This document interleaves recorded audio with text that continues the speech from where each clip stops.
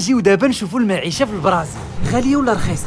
هادشي اللي غنوريكم في هاد الفيديو، وفي الاخر غادي نوريكم الجوطيه ديالهم، صحاب الفراشه مالي الكرارس، تجمع كلشي وتقول القريعه ديال ريو.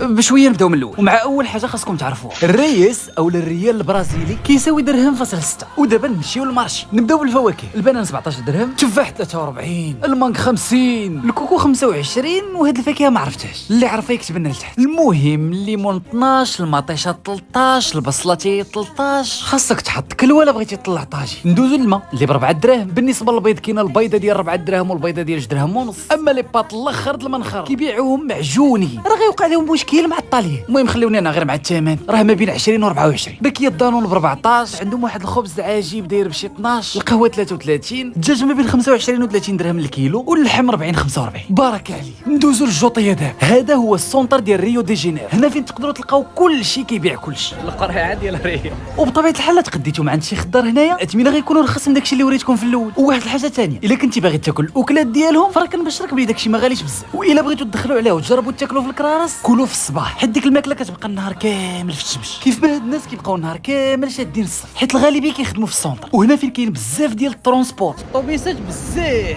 وكتحس بحال ما غيتقاداوش. وهنا عاوتاني فين كاين بزاف ديال الناس اللي كيعيشوا في الزنقه ورا 8 بلا ما تجي هنا. ايوا شنو بان لكم اللي قال؟ الله